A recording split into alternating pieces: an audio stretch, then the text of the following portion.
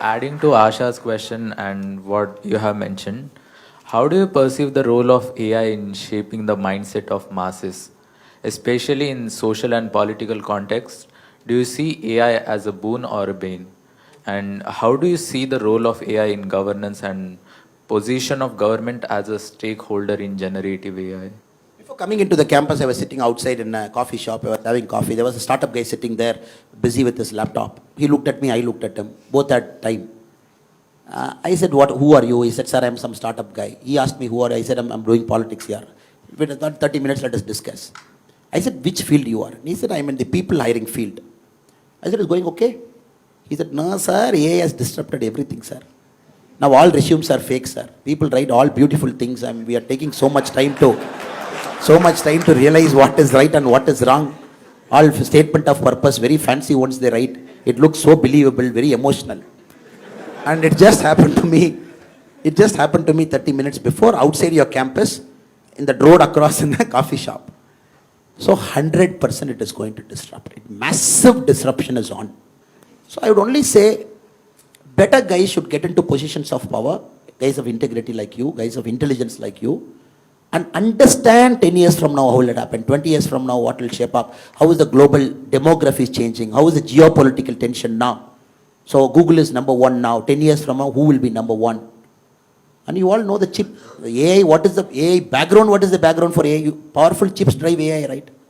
People say AI is not some Bhuta or some something sitting somewhere in Norway and say, oh, I am AI here, hello, hi, hi. It is not that. It is some powerful chips manufactured in Hong Kong by TSMC, which manufactures 56% of the world's chip.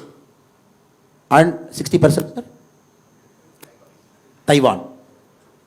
Or a company situated in Netherlands which manufactures the mission for that chip. $100 million is one mission. And we are looking at nanometer now, sir. NM, we have got to 3 nm now, the chip design. 3 nm is the latest TSMC. I am really fearful. I am not hearing this conversation inside politics. I want to hear this conversation inside politics. I sit in many rooms. I sit in a lot of rooms. I want to hear this conversation. Oh, now it is locked. The company in Netherlands, the sole company in the world, which supplies that mission to TSMC, to NVIDIA, it supplies to Samsung. And they have a monopoly for the next many, many years to buy only that mission which can write 3 nanometer chip now. And you are seeing there is a guy who is having that monopoly outside and who is going to have that AI monopoly in the next 10 years, 15 years, 20 years. And I fear that we are going to get loose out. And that is why our government talks semiconductor, manufacturing, bring it, chips. And I don't see the language of an MLA or MP who doesn't even understand what is happening. Something happening in Taiwan is going to have a repercussion in IIT Chennai. So sorry for the long answer, but the short and sweet answer is, we need intelligence guys like you with integrity to come into the playing field and don't be a spectator outside. And to see, oh, these guys will regulate, 543 guys in parliament will tell me how to run my startup, let me run my startup like that. No, you have to be there to tell people of your generation, to tell them, hello boss, I am with you. I understand your problem. I am in the political field. Let us try and work out a solution. I think we are seeing a lot of amazing Gen AI tools coming up like ChatGPT and other. And all of these are coming from Western countries. Like India hardly has any big tools. Like 2 big reasons: we lack a right framework and we also lack right talent pool. And this will widen the gap of urban versus rural in India. So I think that's another area we would like to hear your views. Whatever AI you're generating, producing, sits on top of other networks. So AI is applied on top of a network. AI can be applied on top of a production network. You can apply AI in a factory. You can apply AI on a consumption network. So, people are consuming something, you're distributing something, you can apply AI on that. So AI sits on top of a network, right? I'll tell you a very interesting story to demonstrate the power of this thing. It's not directly related to AI. The United States attacks Iraq. Okay? Within 25 days, it has wiped out the entire Iraqi military. And then 6 months later, something happened.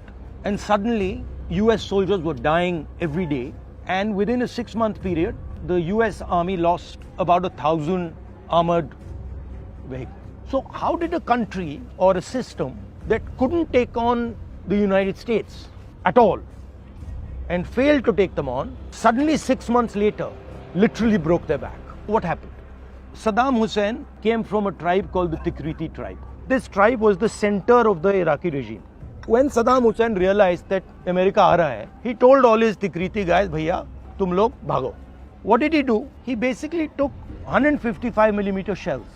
You know they are artillery shells. And he distributed them to all these guys. And he said, gaon mein inko le jao. And these guys took these artillery shells and they dug them in the ground. That's all. So what I'm trying to tell you, the Tikriti network came together, cell phone network came together, and the explosive shells came together. 3 networks that were disconnected came together. And they literally obliterated the superpower in Iraq. So the game is about bringing unconnected networks together.